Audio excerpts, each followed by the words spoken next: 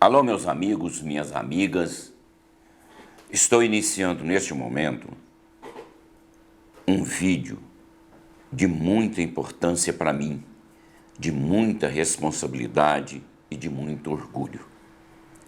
Estou gravando um vídeo hoje sobre o hino nacional brasileiro. Esse vídeo será dedicado a todos os meus amigos, a todas as minhas amigas, a todos os professores, professoras, alunos e alunas que este vídeo alcançar. Como eu já disse, estarei falando hoje sobre o hino nacional brasileiro. Muitas críticas aparecem de vez em quando na internet sobre a letra do hino nacional brasileiro, dizendo que é uma letra muito difícil, né, de difícil compreensão para as pessoas, e que o nosso hino nacional brasileiro não é um hino popular para as pessoas do povo cantarem e interpretarem e principalmente entenderem a letra. Muito bem. O que é preciso dizer é que nós devemos compreender a época em que o hino foi composto. E todos os hinos do mundo, praticamente, são bem antigos com relação ao mundo atual. Então as letras se adaptam à época. Muito bem. O hino nacional brasileiro teve a sua música composta em 1822 por Francisco Manuel da Silva. A sua letra, porém, ela só foi oficializada em 1922, com a letra composta em 1909 por Joaquim Manuel Duque Estrada.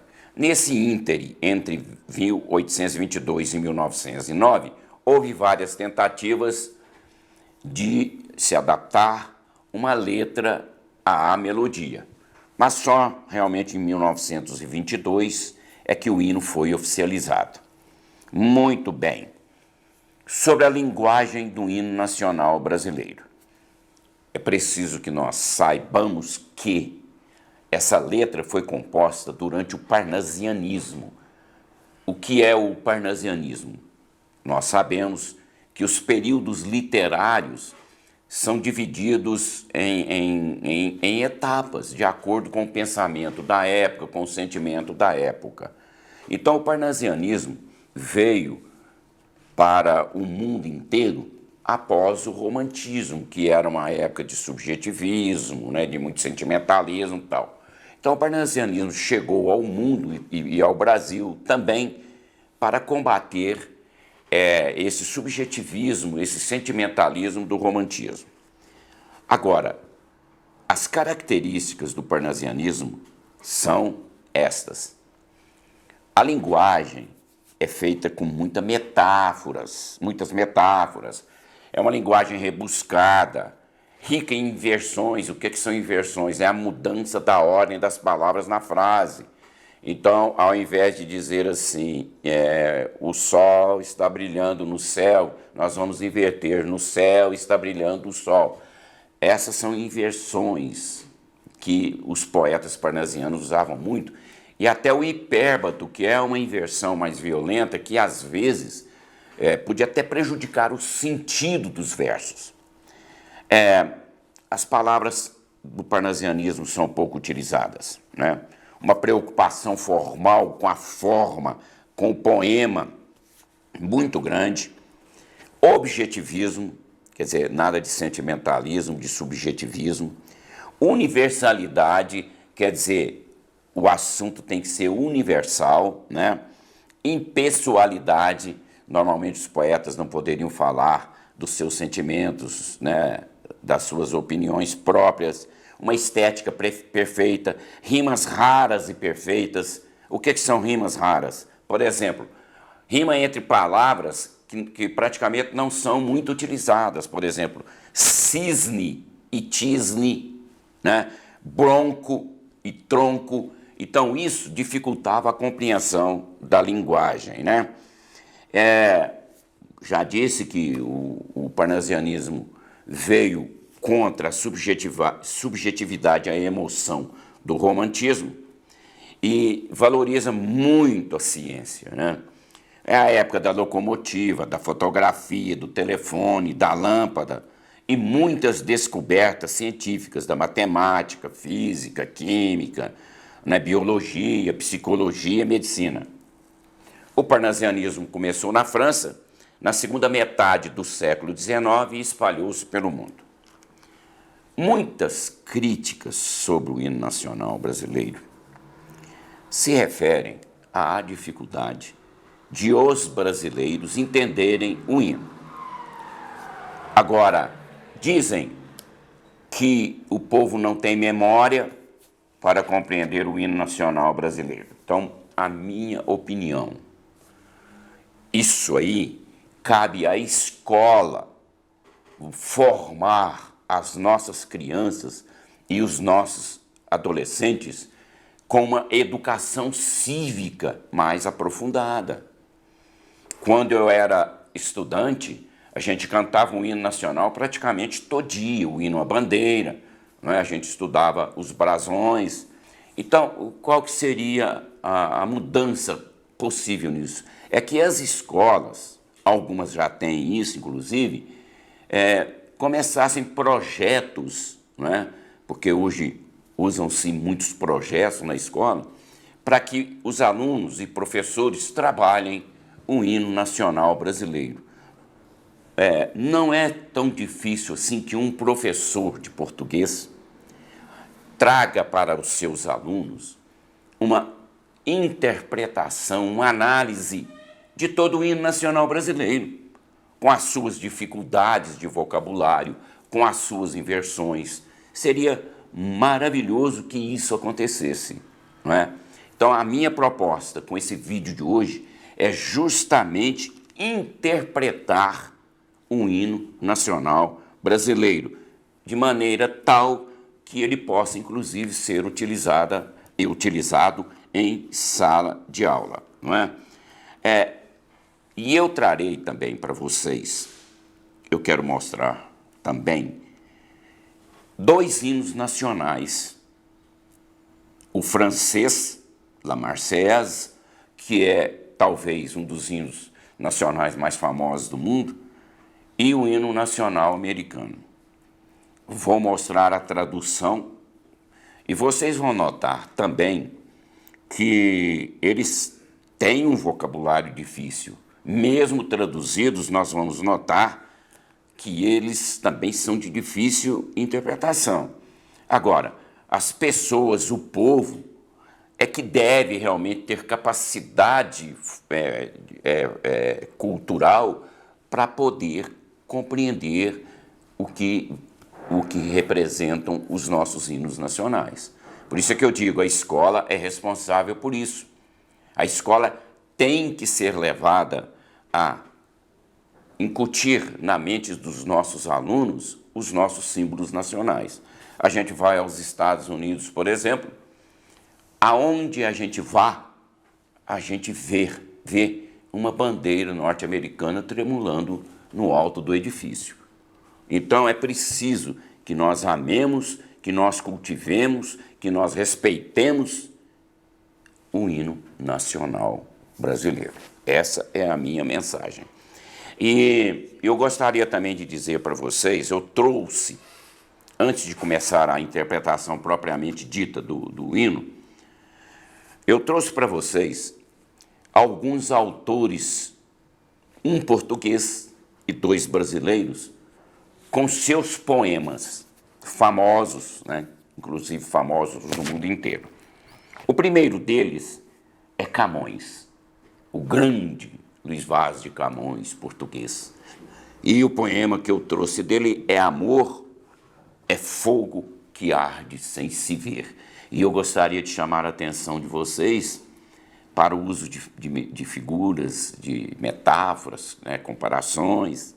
E vocês vão notar que, à primeira vista também, esse poema não é tão fácil de interpretar, né? Então, amor é fogo que arde sem se ver, é um contentamento descontente, é dor que desatina sem doer, é um não querer mais que bem querer, é um andar solitário entre a gente, é nunca contentar-se de contente, é um cuidar que ganha em se perder. Olha que coisa maravilhosa que é esse poema do Camões. E ele não é de tão fácil interpretação assim. Então cabe a nós, cidadãos brasileiros, cabe a nós a interpretação do que o Camões quis dizer. Então o que nós devemos fazer? Vamos a um dicionário, vamos procurar as palavras difíceis e vamos tentar entender o que ele quis dizer com isso. Trouxe também o Álvares de Azevedo. Vou ler dele apenas alguns versos do poema Lembranças de Morrer. Olhem aqui. Quando em meu peito arrebentar-se a fibra, que o espírito enlaça à dor vivente, não derramem por mim nenhuma lágrima em pálpebra demente. Lindo, lindo. E vou trazer também agora para vocês uma parte de O Navio Negreiro, de Castro Alves, um dos maiores poetas do Brasil, não é? Estamos em pleno mar, doudo no espaço, brinca o luar, dourada a borboleta, e as vagas após ele correm, cansam, como turba de infantes inquieta. Estamos em pleno mar do firmamento, os astros saltam como espumas de ouro, o mar em troca acende as ardentias, constelação do líquido tesouro. São pérolas, isso é uma preciosidade da língua portuguesa. Então, como um hino nacional brasileiro, esses poemas também podem trazer, num primeiro momento, dificuldades de interpretação. Eu trouxe isso aqui, vou apresentar para vocês os hinos nacionais da França e dos Estados Unidos, para mostrar para vocês que essa dificuldade existe em todo lugar, que não é só no hino nacional brasileiro que reside uma certa dificuldade de interpretação.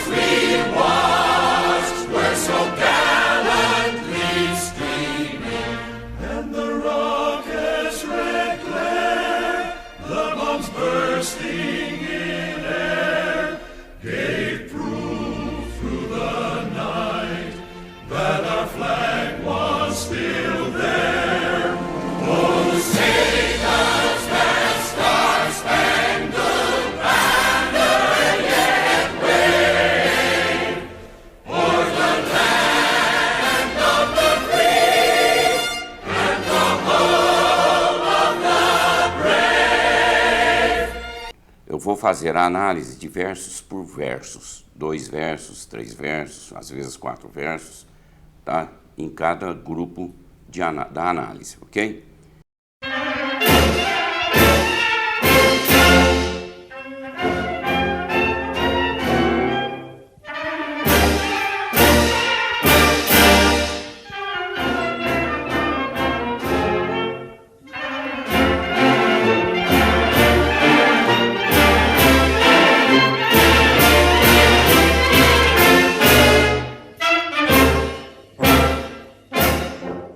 Ouviram do Ipiranga as margens plácidas de um povo heróico, brado, retumbante, e o sol da liberdade, raios fúlgidos, brilhou no céu da pátria nesse instante.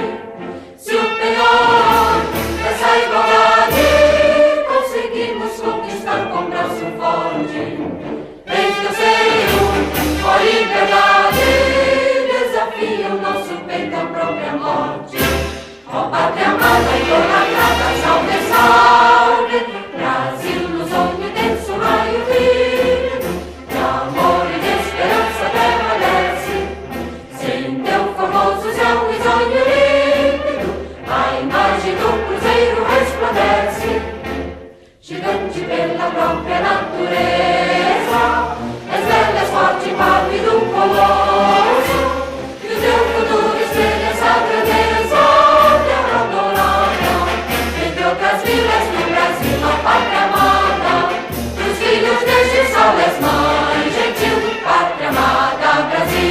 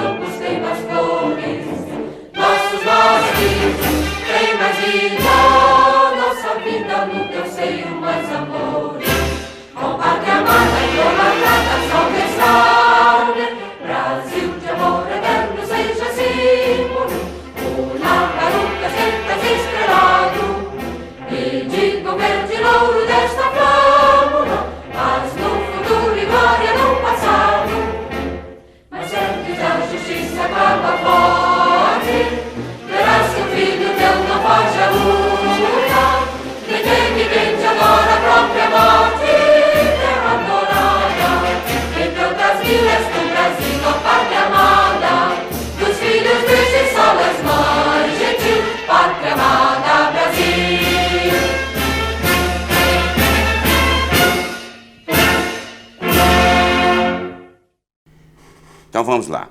Ouviram do Ipiranga as margens plácidas de um povo heróico, o brado retumbante. O que a gente precisa falar aqui? Vamos ver o significado da palavra Ipiranga. Ipiranga é um riacho no estado de São Paulo, segundo conta a história, onde foi proclamada a independência do Brasil. Palavra plácidas significa tranquilas, calmas.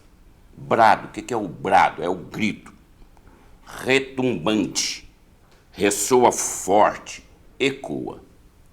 Feita a análise, então, das palavras mais difíceis um pouquinho, nós vamos colocar, então, os versos na ordem direta, tal está ok?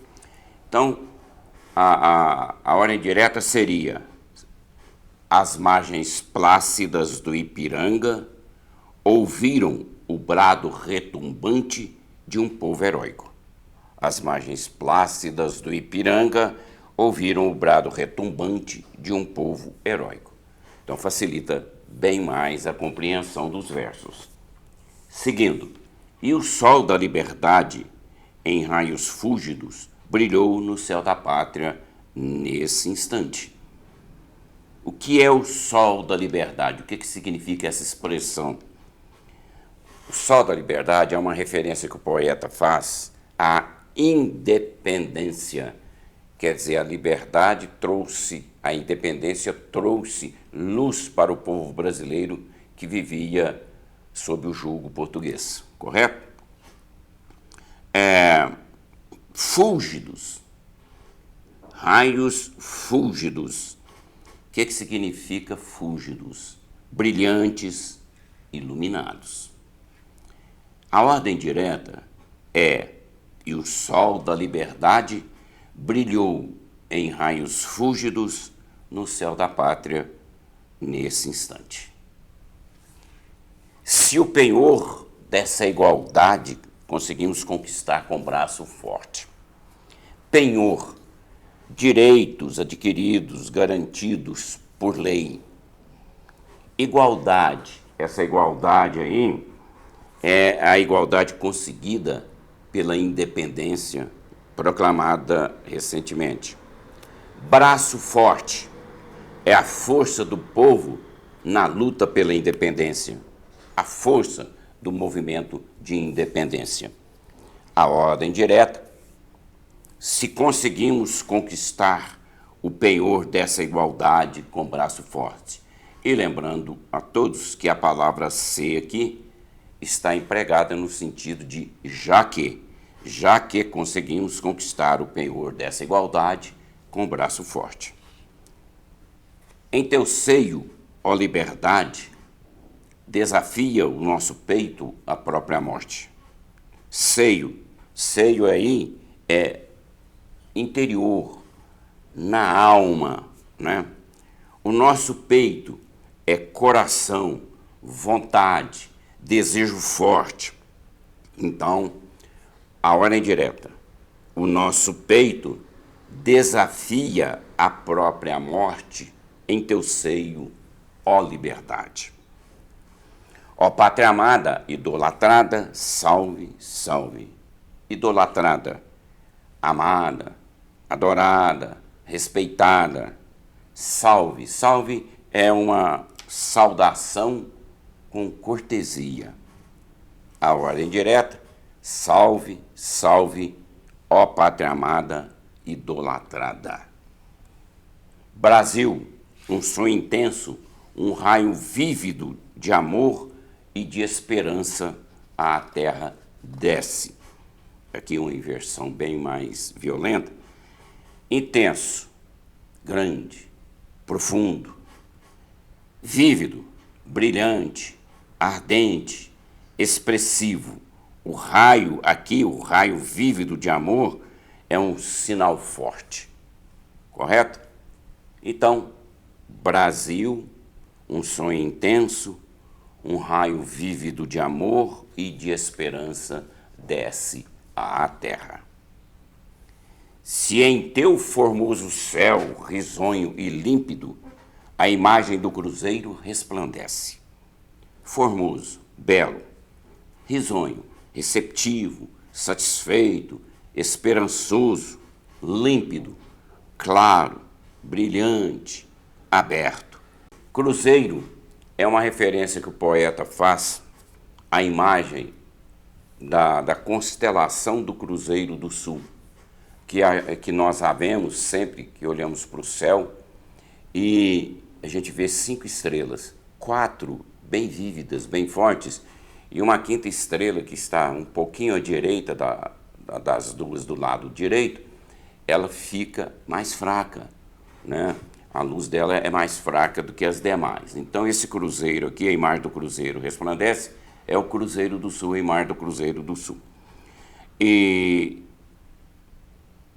resplandece, brilha e ofusca, não é? Então a ordem direta seria: se, já também com sentido de já que, né, a imagem do cruzeiro resplandece em teu formoso céu, risonho e límpido. Gigante pela própria natureza, és belo, és forte, impávido colosso, e o teu futuro espelha essa grandeza. Gigante pela própria natureza. É imenso o Brasil, evidentemente, com sua natureza exuberante, com toda a sua potencialidade, sempre pronto para as lutas maiores. Impávido, sem medo, muito corajoso.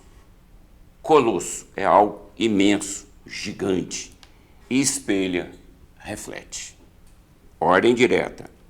Gigante pela própria natureza, és belo, és forte, impávido colosso, e o teu futuro espelha essa grandeza. Terra adorada, entre outras mil, és do Brasil, ó pátria amada. Dos filhos deste solo, és mãe gentil, pátria amada, Brasil. Deste solo é uma referência à terra brasileira. Gentil é carinhosa, generosa, atenciosa. Os versos aí sem mais dificuldade, né? Brasil, ó pátria amada, tu és terra adorada entre outras mil. Brasil, pátria amada, és mãe gentil dos filhos deste solo. Deitado eternamente em berço esplêndido, ao som do mar e à luz do céu profundo. Essa imagem aí, deitado eternamente em berço esplêndido, é a tradução de que o Brasil está eternamente bem localizado geograficamente e coberto por riquezas naturais magníficas, únicas, espetaculares. Esplêndido é maravilhoso, lindo. Profundo aqui, céu profundo, é imenso, extenso, fundo. Correto? Deitado eternamente em berço esplêndido, ao som do mar e à luz do céu profundo. Fulguras, ó Brasil, florão da América, iluminado ao sol do novo mundo. Fulguras, reluzes, resplandeces, brilhas muito. Florão, figuradamente, significa preciosidade, uma joia da América. Novo mundo é um mundo que surgia a América. Então a ordem direta, ó Brasil, florão da América, fulguras ao sol do novo mundo. Do que a terra mais garrida, teus risonhos lindos campos têm mais flores. Garrida, vistosa, graciosa, acolhedora, risonhos que prometem. Ordem direta, teus risonhos, lindos campos, têm mais flores do que a terra mais garrida. Nossos bosques têm mais vida, nossa vida no teu seio mais amores.